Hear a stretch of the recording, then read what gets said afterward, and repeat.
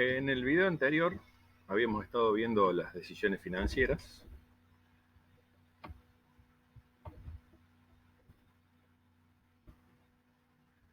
Habíamos hecho un desarrollo habíamos hecho el comentario de las 4 decisiones, les recuerdo, las decisiones de inversión, las decisiones de financiación, la política de dividendos de la empresa y las decisiones de administración de capital de trabajo. Habíamos hecho un desarrollo de las decisiones de inversión en la clase anterior, y en este video vamos a hacer un desarrollo de las decisiones de financiación, que van a ser las 2 decisiones que vamos a desarrollar un poquito más en profundidad de las 4 que tenemos. Con estas 2 nos vamos a quedar simplemente con esta definición. Habíamos visto en el video anterior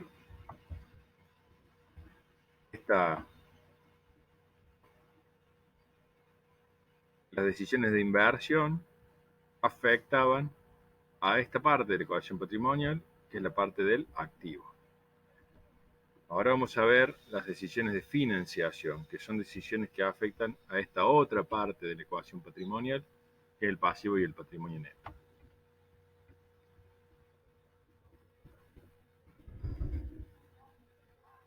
Cuando hablamos de financiación, tenemos 2 posibilidades para financiarnos. Nos podemos financiar con fondos propios o nos podemos financiar con fondos de terceros. Cuando hablamos de financiarnos con fondos propios, la empresa se financia con dinero de sus propios dueños.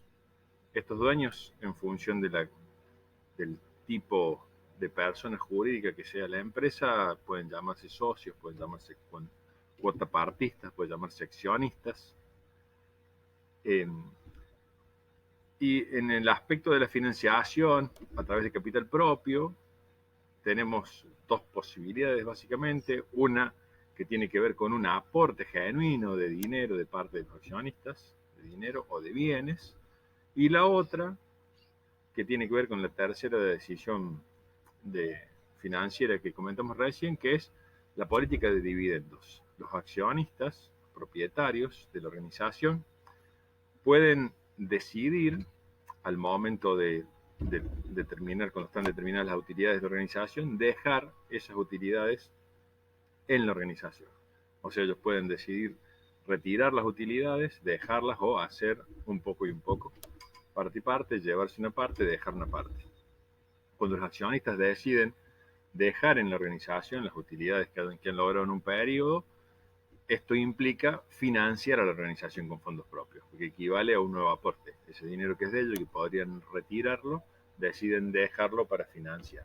Entonces, cuando hablamos de financiación de fondos propios, estamos hablando de que los propios dueños aporten el dinero para financiar el activo, y esto puede ser por un aporte genuino de parte de su patrimonio personal, afectarlo a la empresa, o de la reinversión de utilidades, que tiene que ver con la política de dividendos. La otra posibilidad de financiación es la financiación con fondos de terceros. Es decir, que la plata no la pongan los propios dueños de la empresa, sino que la pongan terceras personas. Cuando hablamos de que la pongan terceras personas, las opciones más comunes o principales son préstamos bancarios, o que nos financien nuestros propios proveedores, o que la empresa haga alguna emisión de título de deuda en la bolsa de valores. Esto es tomar préstamo en la bolsa donde inversionistas le prestan a la empresa a través de obligaciones negociables. Entonces, gráficamente aquí en el cuadro con el que venimos trabajando, si hablamos de financiación con fondos propios, estamos hablando de una inversión del propietario que afecta directamente aquí al patrimonio neto. Dinero o bienes que ponen de su propio patrimonio personal los dueños de la empresa y que pasa a conformar el patrimonio neto. O la otra posibilidad es que pongan terceros. En este caso estamos hablando de fondos que financian la organización a través del pasivo. Dijimos que puede ser a través de préstamos bancarios. Dijimos que pueden ser que nuestros proveedores nos den mercadería, nos den insumos y no nos cobren, nos den plazo para pagar, no nos cobren en contado, nos den plazo para pagar, con lo cual nos están financiando. O que acudamos a la bolsa de valores en busca de financiación, que sería una tercera opción. De esta manera nos queda conformada la estructura patrimonial completa, en la cual tenemos dentro del activo las decisiones de inversión, es decir, dónde está puesta la plata de la empresa, en qué bienes, en dinero, en créditos, en mercadería, en colocaciones financieras, en infraestructura, máquinas, inmuebles, equipos, instalaciones, o en la inversión en otras organizaciones, como habíamos visto, y cómo se financian esos bienes y derechos que tiene la empresa, así como se financia el activo a través del pasivo y el patrimonio neto, del patrimonio neto a través de la inversión de dinero propio de los dueños de la empresa, o a través del pasivo, que es con dinero prestado por terceras personas. En relación a estas decisiones de financiación, vamos a ver algunos aspectos a tener en cuenta, referentes específicamente con la financiación con fondos de terceros. ¿Qué aspectos son los que tenemos que tener en cuenta? Vamos a ir comentando y mencionando algunos.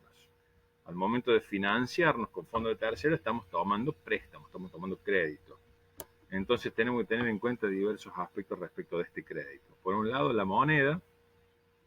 Ustedes saben que en la Argentina, debido a lo poco estable que es nuestra moneda, que sufre una devaluación permanente producto de la inflación en la que habitualmente se encuentra nuestro país, podemos estar tomando el crédito en moneda local, en moneda nacional, en pesos, o podemos estar tomando el crédito en alguna moneda extranjera, como dólares o como euros.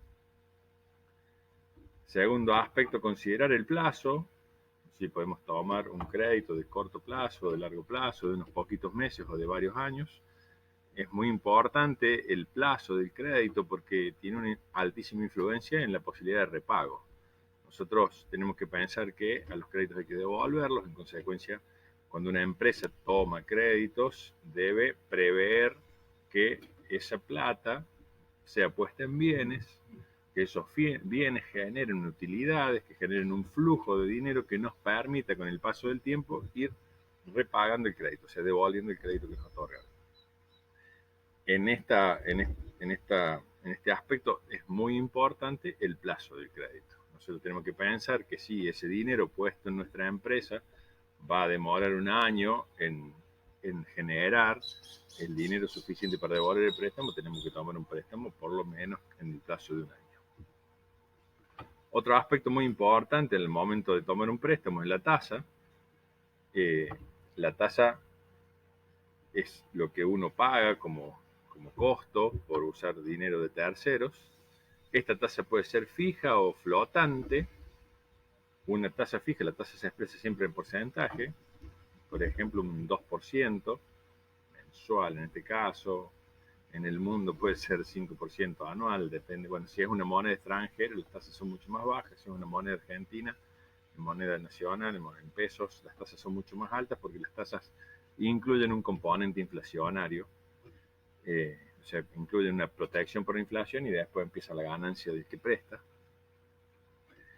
En los países como los nuestros, donde tenemos altas inflaciones, que aparte varían con el paso del tiempo, se suelen utilizar tasas flotantes, es decir, tasas variables.